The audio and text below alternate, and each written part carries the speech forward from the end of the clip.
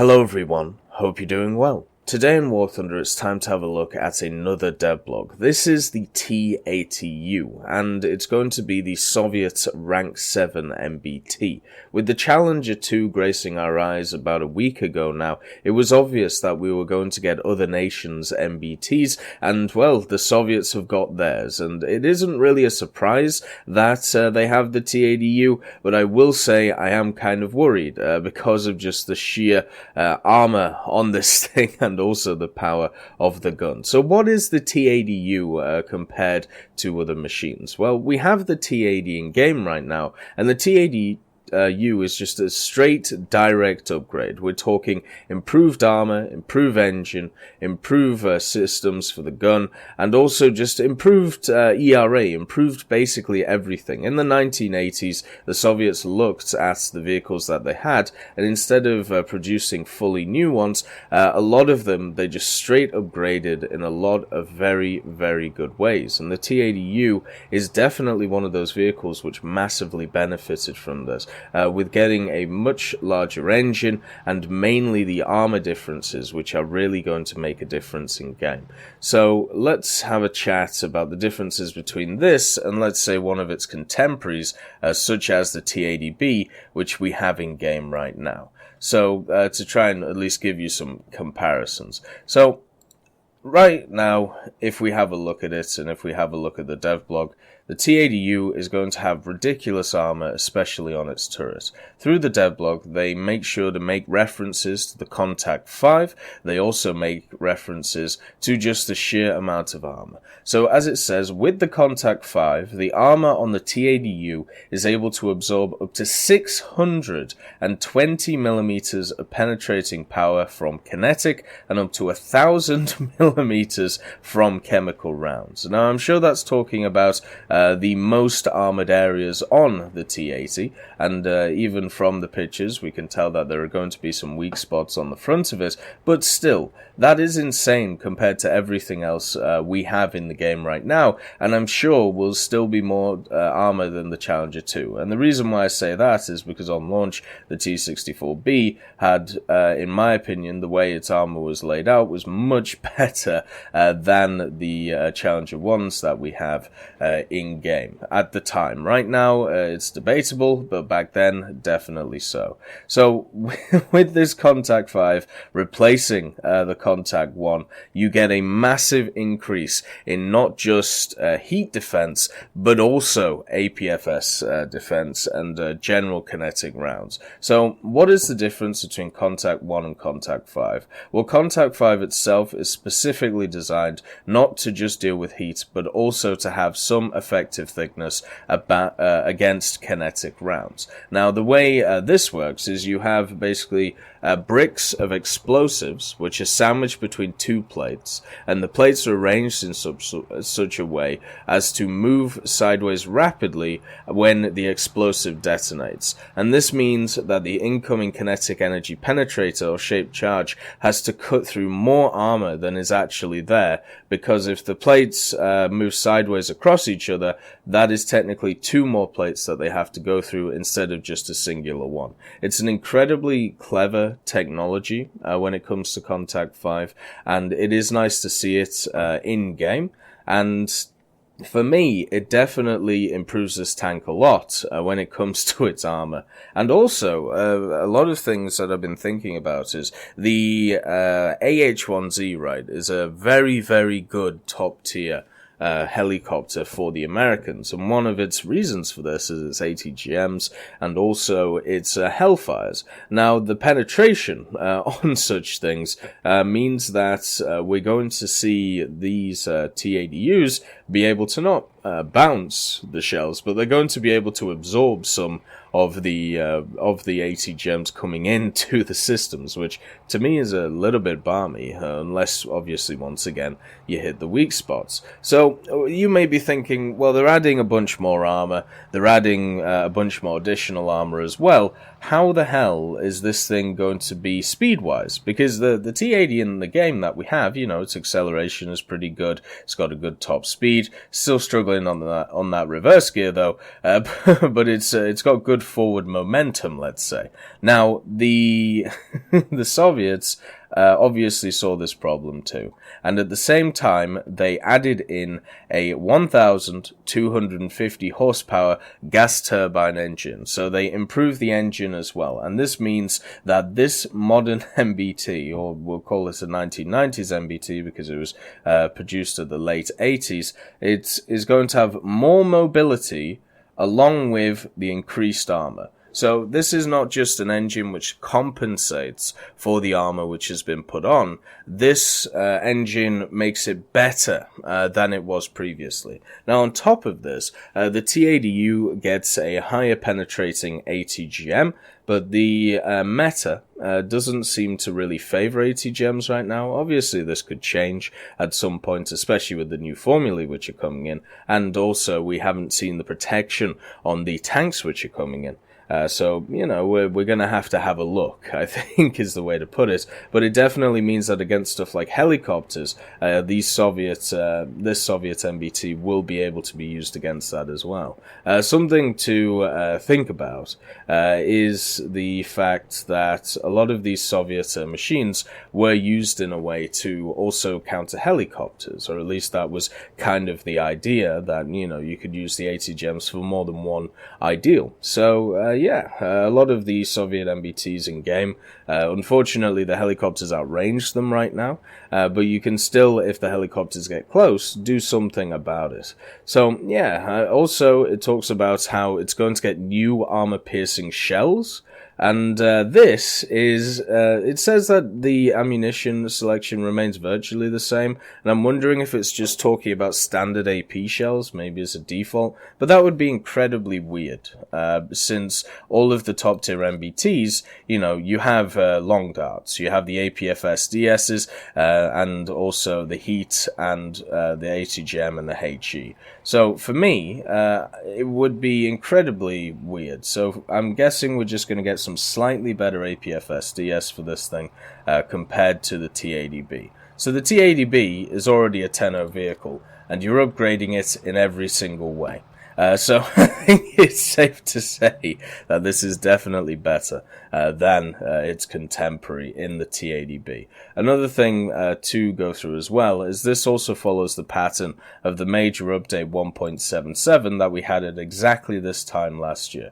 Last year we had the Leopard 2K, the T-64B, the Challenger, the M1 Abrams, and the Brennus. So already we have the Challenger 2 and the T-80U, which are two vehicles which are very much upgrades over the ones that you see here. You know, as I've talked about before, the T-64 goes into the T-72 and the T-80. The T-72 is more of like the efficient, economical version. And then the T-80 is we've ironed out all of the problems. The T-80 is what we're going to go forward with. This is the one where we're going to pump a ton of resources into. This is going to be our MBT. And the T-80U is obviously an evolution of that, meaning that I see it very much the same as on track with how the T-64B was here, but with a lot more engine power. A big problem with the T-64B on launch is because you had these maniac fast tanks, the Leopard 2K with its very high penetrating gun, the M1 Abrams with its mobility, and also at the time you also had the MBT-70, the KPZ-70. The T-64B in itself, the biggest issues it had were the fact that it had its mobility problems. Now, the T-80U, I think, will have a lot less of these issues, as we see with the T-80B, and since this one has an even stronger engine, it should be able to go around and, do pretty well. The three issues, though, which are still not solved with this version of this Soviet MBT. The gun depression is not good. So peaking at anything which is not just a horizontal flat surface or slight hill is not going to go well for this thing. So for me, I see this as a machine where you've got to run around the map, make sure to get to a nice position, and then from there, as long as it's flat, hunker down, use that turret armor well, and be able to annihilate the enemy like that. The other thing it doesn't solve is the reverse speed of these machines. So the Soviet machines in game, one of the biggest issues they have is the fact that they are not able to reposition in a big way. The repositioning of the T-80, the T-64, and the T-72, it's not good. You know, basically, sometimes since you don't have the dual drive, you aren't able to reverse a lot.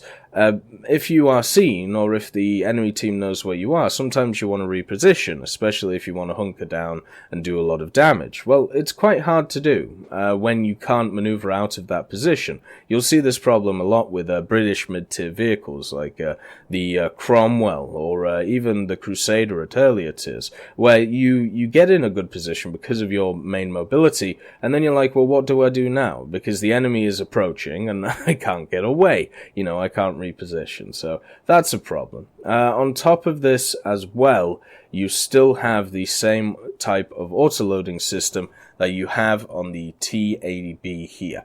Remember, the T-80, let's just take off the armor, the T-80 and the T-64 have the same auto-loading system, whereas the T-72 has a slightly different one. But the problem is with your three-man crew and the auto-loader, you have the ring of ammunition around the turret. This means if you are seen from the side at all, your T-80 is dead. So it's nice that you got all of this frontal armor, you know, on your T-80U, but the moment you give up any angle, including here, right, where the armor through this area is not going to be the best. You know, you're talking about 150 without, without armored parts on it. You are still going to die. Like, and a lot of people have obviously figured out that shooting this area at any angle that you can will annihilate any Soviet vehicle. And this problem is still suffering. This problem is still there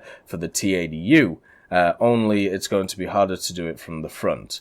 So that's something to also think about. So it still has the inherent issues that a lot of the Soviet MBTs have, but the strengths that the Soviet MBTs have, it definitely exemplifies in its own way. You know, it has the ESS system, it has the smoke grenades, it has the armor, it has the speed, and from a lot of people that I've talked to, especially who have either been in the military or have even worked in intelligence for the Americans, they are, in effect, they talk about the T-80U in a way that it is kind of a worrying vehicle in a way because of the Kontakt-5, because of the extra armor on it. It is seen as one of those things which is definitely much more to worry about compared to other vehicles that they have. Oh, also, another issue that this has, which is going to be even more pertinent, let's say,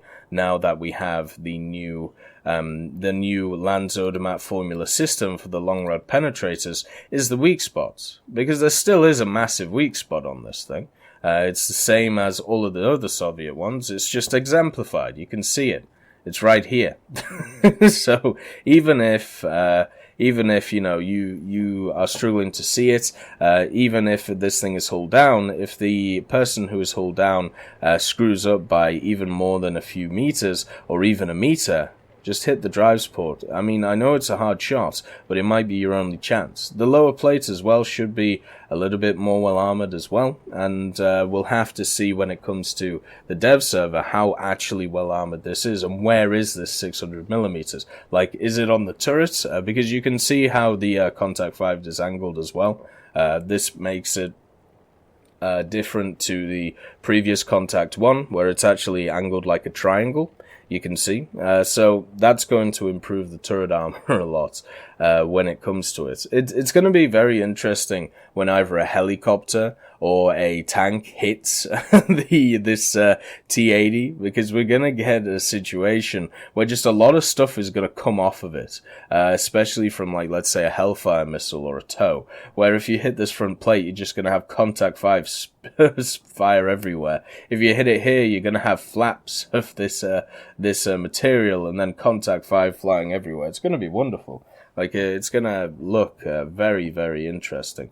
It's gonna be another thing, an idea if this thing gets improved optics as well.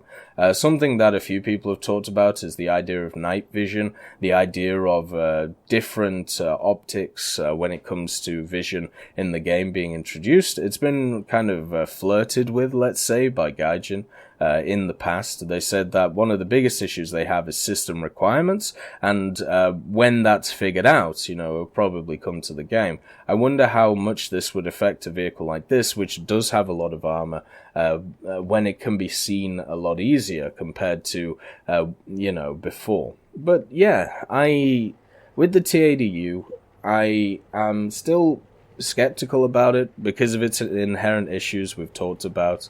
The fact it does have the auto loading system, it does have the gun depression issue, but it is a much better vehicle than when the T-64B was introduced, just because of the mobility. The mobility makes a massive difference, and so does the gun, especially now when it is going to be much better than the other guns that it's going to face. It's definitely a massive upgrade over the T-80B. I'm sure a lot of Soviet players are going to be incredibly happy, and I really want to see how the armor matches up against something like a Challenger 2. I'm sure, in my opinion, this is going to be the most heavily armored tank in the game, and I can't see how the Challenger 2 is going to match it, because of just how we saw the T-64B, the Challenger 1 come out, and also the emphasis on the Kontakt-5. One last point as well.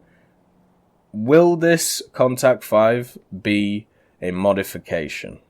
Because the rest of the upgraded armor packages have been modifications, right? So, as you can see, Kontakt 1 for the T-80B. So, does this mean that is this going to be a modification? And if it is going to be a modification, will it not be able to use its true armor until it fully goes through all of the modification and actually gets them all? If that's the case, I think it would be kind of sad for this thing, because it would be much more fun to use it at its peak strength, or at least close to its peak strength, without any modifications. We'll have to see on that one. My guess will be it'll be a modification. There are definitely some problems with this thing, but overall, it is very nice to see this. It is a great contemporary to the other MBTs we are getting at rank 7. I hope you all have a wonderful day, and I'll see you next time.